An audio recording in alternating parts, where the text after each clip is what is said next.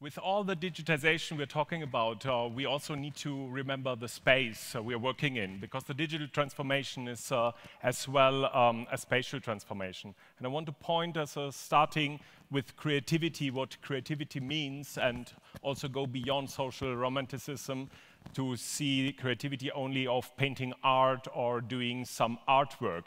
Because in some recent research, also published by the World Economic Forum, they were looking out for the skills of the future, and creativity was at number 10 in 2015, and recently they published a new Future of Jobs report, which put creativity to a number 3. So creativity is becoming much more than just doing art. It's an economic driver. It's something which is really leading to innovative or disruptive ideas. And on number 2, we have active learning and learning strategies. And this also means something for the spaces we live in and also how we interact and work.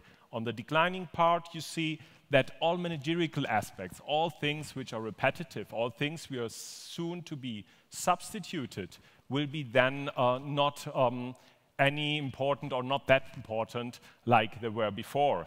And with a further research from the Human Dynamics Lab at MIT, Alex Pentland, a sociologist with a strong attitude or a strong relation to informatics, was analyzing what makes creative teams really productive, or what makes creative teams really innovative. And for half of the reasons, it was the engagement, so that you have trust, that you have cooperation and interaction within a team, and create a collective intelligence.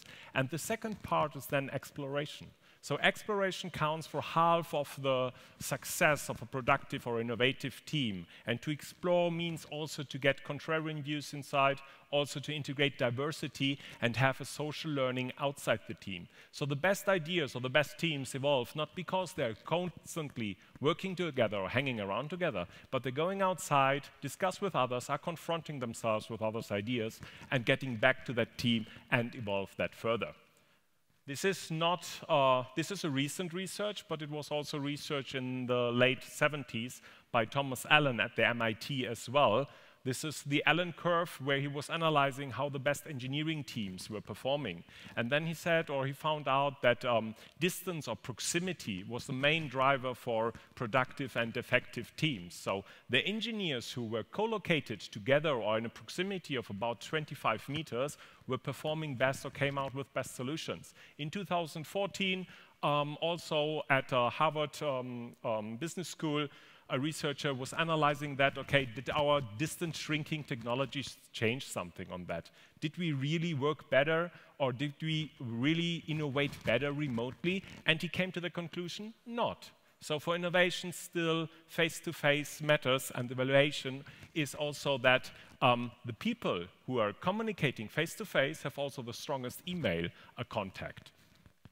So there is a shift going on from the spaces we work in. And I have here some pictures to show some old paradigms or old ways of doing buildings and some new ways of doing buildings. Because creativity, interaction, if proximity matters, is also a matter of space.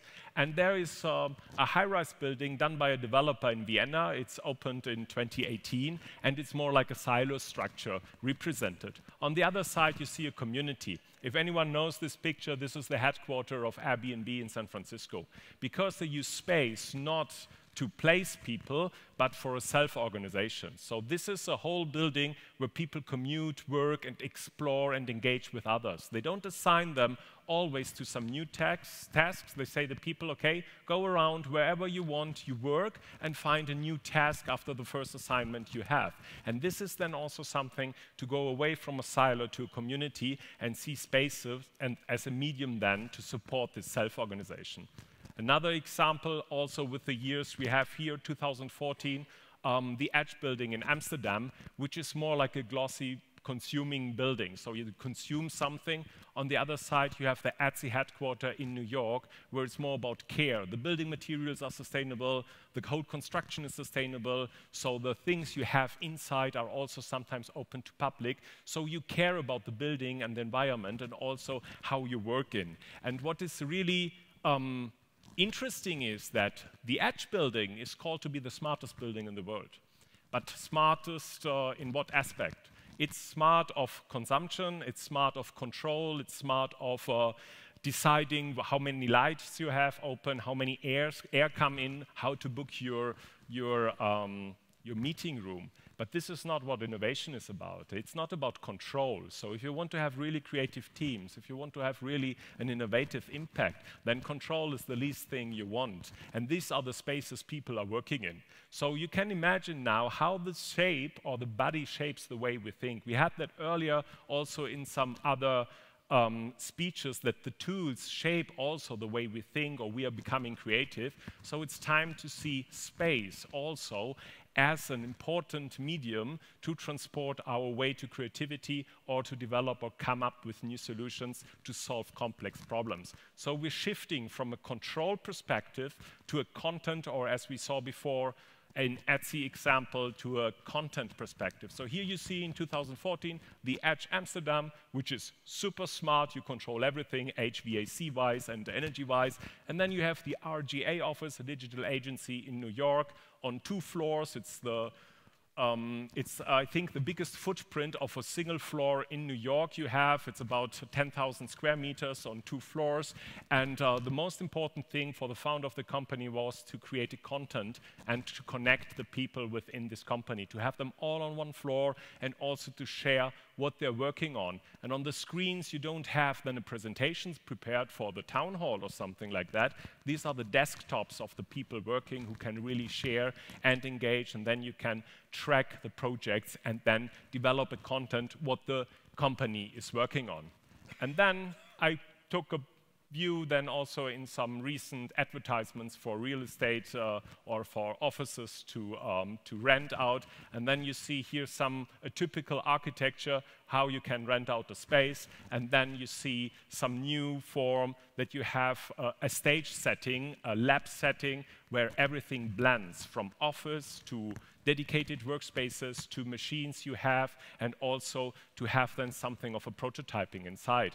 And this is the Arena 2036 in Stuttgart, where the University of Stuttgart with the municipality of Stuttgart and Daimler Chrysler is not existing anymore, but in that setting. But they wanted to have an Industry 4.0 space where they can really seamlessly work and go beyond the typical thinking of, we have an office, we need to define it first and then to test and prototype. So everything blends, and you can also do a workshop in this setting. So the stage settings will promote or support creativity for the future, and also how we work, especially when we integrate new technologies in our settings.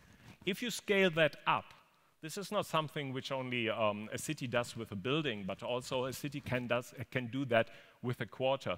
This is a super interesting project from Berlin. It's, as you may know, the current airport is still running, so it's not taken down from operation, but Berlin started in 2011, 2012 to imagine a future use of the Tegel Airport after it's going out of operation, and they developed an idea of an urban tech republic to blend technologies, or to provide a space for technologies to prototype, to work on urban technologies, and also to integrate the people on that, because they realized, okay, if we're working on new technologies, we want to attract talent, then space is attractor as well, and also to integrate life on that. And this is something what you also need to remember if you have the whole discussion of the rise of the creative class, or what urbanism or the cities are about.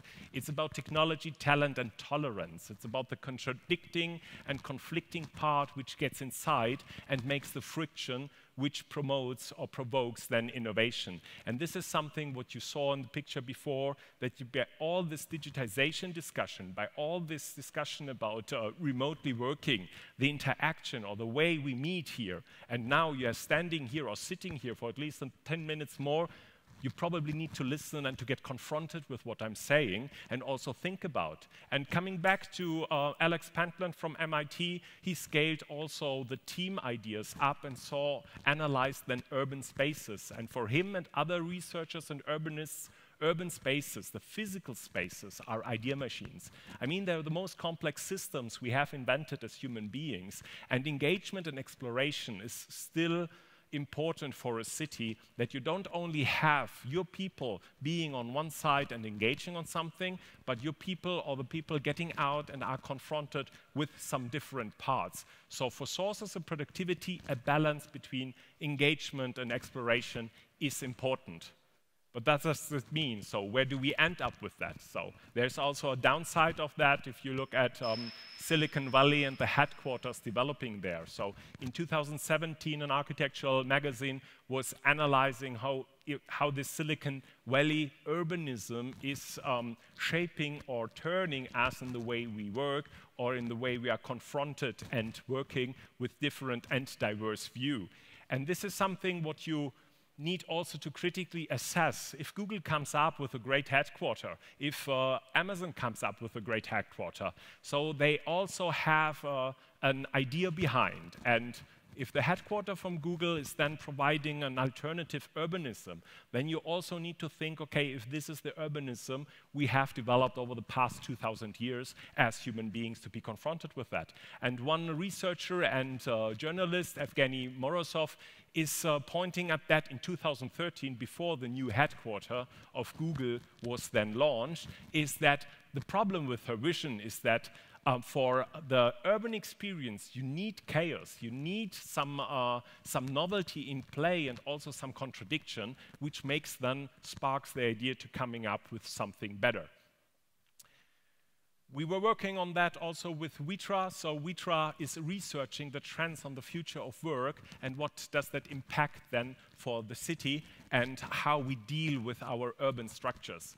And the digital tools or the digital technologies we have will fundamentally shift also the way we use buildings or we activate buildings. It's not about building new things, it's about reusing things or making them accessible to something else. As we are now using the Deutsche Museum, this could be multiplied around the city and also in other areas. And with digital technologies being then suitable or could fit into some existing urban structures, then you can set up a production, then you can set medical care in areas which were not planned for that.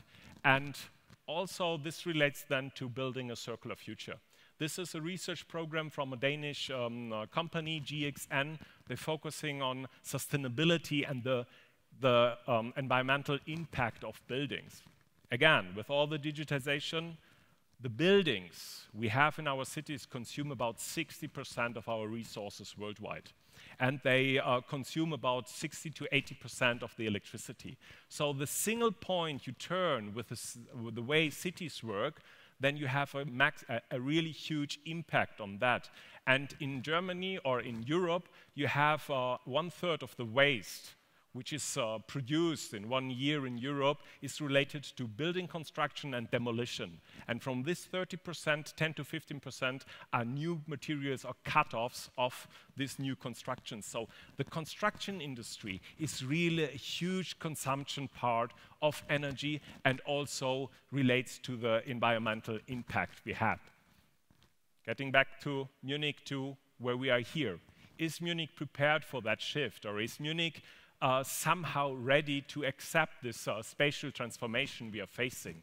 And one of our colleagues at the Technical University of Munich, Department of Architecture, Johann, Christian and Felix, with their students, they were analyzing what are the MUC interventions or the public interventions we have in Munich. They provided then with their students a map what things are hacked in the space or what are activated. And then you can download it or you can look this map, this interactive map then online, but it's quite a few, and it's not really much. And if you think about how much time it takes to get permission to reuse a space and transform the space to something else, then it reminds me then of The House That Sends You Mad from an Asterix comic, for the ones who have watched that in the 80s. And this is then you're applying for one permission, going to one, then you need to deal that. It takes up to 9 months to get the permission then to reuse some stuff. And this is something what you need to take in mind or bear in mind if you want to actively get the dynamic into a city. The Lovelace, some of you experienced that as well. this was one of my first presentations I gave, and this was also the audience I had during this presentation. So there were literally only my friends there, about 5, listening to me. I'm thankful that you are here. And, but why did it not sustain? Why did Munich wasn't not ready to accept the Lovelace as a real great space to get immersed and to activate the inner city and to blend working with living and with urban experience? Right now, a new luxury hotel is going to be built there, and this means, okay, a monoculture then still in the city center of Munich. So is this something what relates to the dynamism of contradiction and complexity? The work 1 in Ostbahnhof, so is it too far away probably from the city center? Is there a critical mass? Are there enough creatives, freaks, or are there enough people to get involved there and to confront you with diverse views and also to try something out? You don't know what's coming up. And also from our, from one other chair, one master student was mapping the startup ecosystem and where the startups are located in Munich. So we're researching that, how they move, where they're located, what they're doing. All this is not new. That we need super flexible spaces, that we need super stages was already thought in 1964 when architects were designing new ideas of living. With the age of cybernetics in the city, in the 60s, they thought, okay, we will be relieved from repetitive work, we will have a fun palace, we will only perform and do different stuff. So in the 60s already they thought about this structure to be agile, to be dynamic. Next thing in the 60s, Richard Buckminster Fuller. In 1968, operating manual for spaceship Earth. Then he was pointing about the resources we are wasting and we need to track and to rethink the way we build, and then we also consume our resources. Buckminster Fuller was then one of the first contributors to the whole Earth catalog, Access to Tools. This was in 1968/9, and that was an initiative then to have an alternative way to see what we can do better for humanity. In 1968-69 and in 1973, the last issue, on the back cover, you may have heard it on another session or on another talk from 2005, stay hungry, stay foolish. So the question is, how hungry, how foolish did we stay? And if I get my LinkedIn profile, I see the following, the companies which are followed, and then you see, okay, is that really driving humanity better if we follow this way? And then also, how can we make a difference for humanity? And also, how can we activate the urban and how we can not just discuss things, but literally do things and also activate the cities and confront the people. And this is something we want to now raise also with this conference, a great opportunity then also to say, okay, we need to activate Munich more. And this is a matter for us here to do something, or the conference proves it, that it is possible to imagine a different thing and also to make Munich in a certain way weird and to get a diversity in, to activate the city and also to activate the spaces, to have more such conferences, to have more single things to do, and also to develop this urban potential of Munich, because talent is here, technology is here, but what happens if the talent moves away in some day? And also what we do, we challenge the city falling asleep. We want to set up an initiative to communicate and also to exchange thoughts on that. And if we have literally a plan, no, there is do, and we go, we develop it while we go. And that is something that it's about doing. It's not about planning too much or discussing, and literally acting upon the city for creativity, diversity, and some sustainable innovations humanity needs. Thank you very much.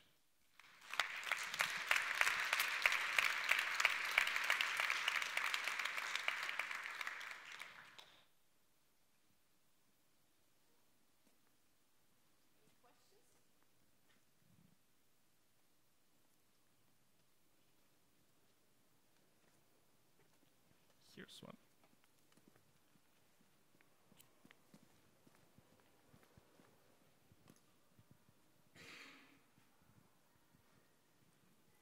In the face of an ongoing ecocide, so not genocide, but ecocide, Do you think there's an urgency also for office space to merge with nature, with aspects of nature? That we implement aspects of nature, Definitely. particularly so we are aware of the challenge ahead? Definitely. I mean, on both sides. While constructing offices or new office spaces, the resources you use for these offices and also the materials you use in this office, also the well-being. There's an upcoming stream also that we think about in the interiors we live. And you need to remember that we are working or we're living 80% of our time indoors. So we care if something is not in our car well, or some glue is smelly in our car, but we don't assess that on the buildings. So buildings and office spaces, so the time we spend need to go also to an eco agenda and also think about what materials do we need. And this is a really challenging point, because drywall constructions and stuff like that, you cannot disassemble that, that's waste. I mean, what are you doing with that? And also building with natural materials, reduce also the materials which are then in the offices. Does it fit your question?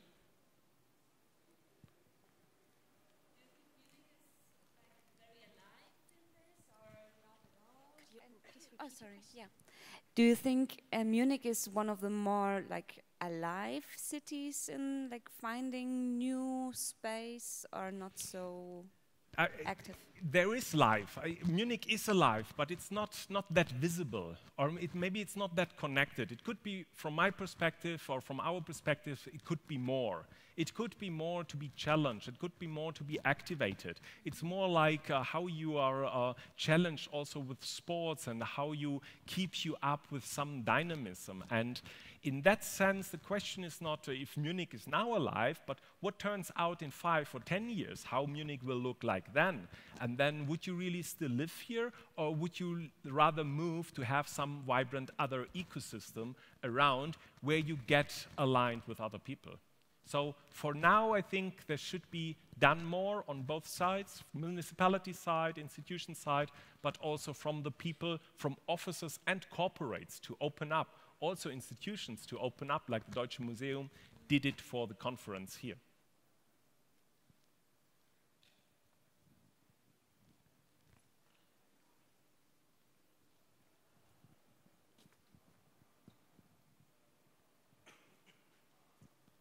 So, in your presentation, you talk about the fact that Munich is kind of having a hard time in introducing these new factors, new offices, and into the urban area. And will you finish that presentation with that really nice picture of the, what's it called, that bar boat? Yeah.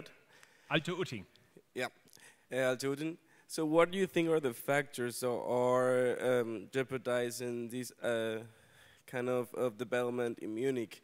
Because you mentioned as well the Lovelace that is no longer there, is not becoming a luxuous hotel. I heard about a couple people that the Alto Utting may not be there forever. They're like discussing to take it out. So we have like this contradiction in the city in the way that it's being developed and what it's accepting and not. So what are the factors you think that are promoting that kind of thinking?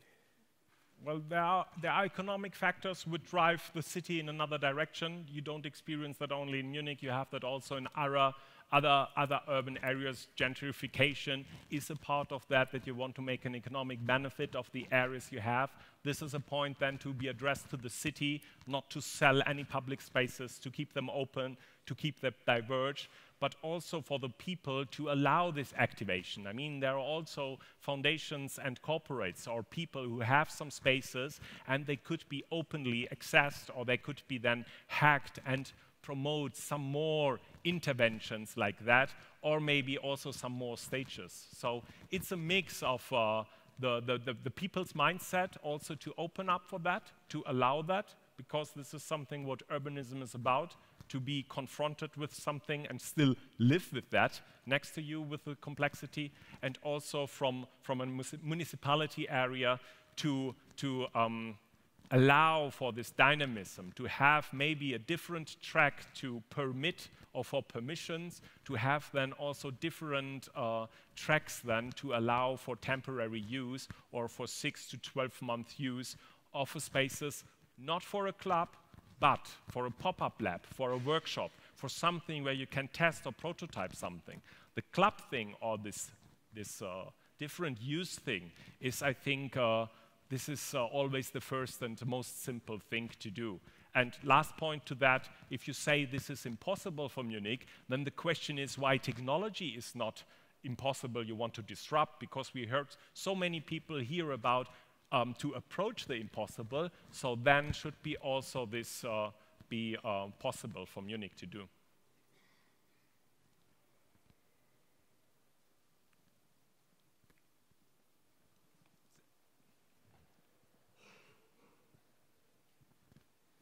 Do you mention several spaces in America who are changing this classical way of work, but there are other cities or places in the world who are taking forward this new movement or of change the concept of these spaces?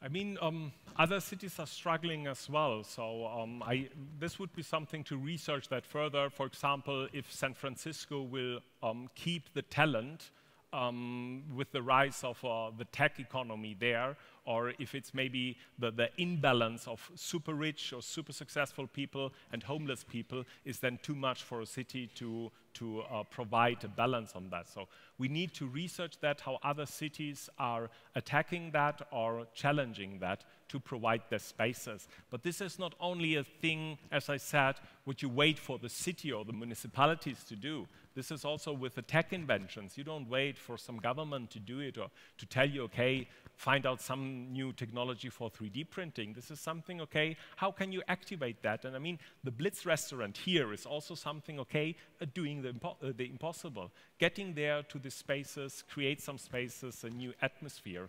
And this is something which should be also on multiple places in city, that you get away from this concentration on a city center, that you develop also neighborhoods, and in the later thing, to see, okay, that you can activate the rural as well, so that the rural area is becoming also attractive as an alternative to a city.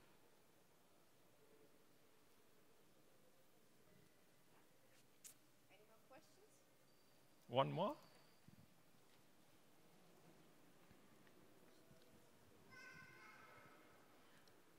We know a lot of examples of activating cities in the world. For example, the Bilbao city is a very famous example of it. But we also know that this scenario doesn't work in all the cities. We know the experiments, they are not lucky to use this case, like the case study for another cities. What do you think could be the most suitable scenario for Munich to be developed, to be activated? We need to try that out. I mean, the conference is a great scenario to do that. Mm-hmm. So how do you establish then a community which constantly meets then here or meets up in different spaces? I mean, there's also a great startup from Italy coming here to stay, which is then also wants to create a platform to activate arty spaces or empty spaces that you can book it then also to have a meeting and stuff like that. So there are different parts what you can do in Munich. It's not something where I have the solution. So it's about you, what you think, and then also to go to doing and acting. And in the case of WeWork, WeWork has really a strong awareness for being good for startups or a startup place, but in fact, I think the numbers are that 5 to 10% are only startups as tenant at WeWork space. Most tenants in WeWork spaces are then corporates, and this is then also not this dynamism or this hacking space you would need then to have contrarian views or diverge views. You want another one?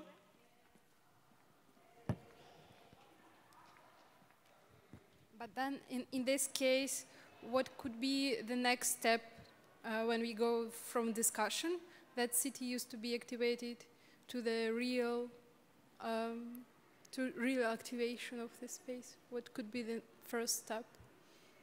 The first step would be to set up a design lab to define or to design, to develop some interventions or a space where we can think of an alternative transformative use, and then to test it, also to prototype it, to get into something what we have in technology, always to say, okay, you need to test it. Why don't we test it in the urban areas? Why don't we allow then for a hacking space then to do that? So a first step would be, okay, if someone has an area which could be opened up for co-working, if a corporate wants to engage more to some digital transformation or some transformation issues, why not thinking about, okay, making their areas public or creating something there together with design, with students from architecture design or architects, designers, sociologists and entrepreneurs to really define something in a quick design lab and then to come up with something you can prototype on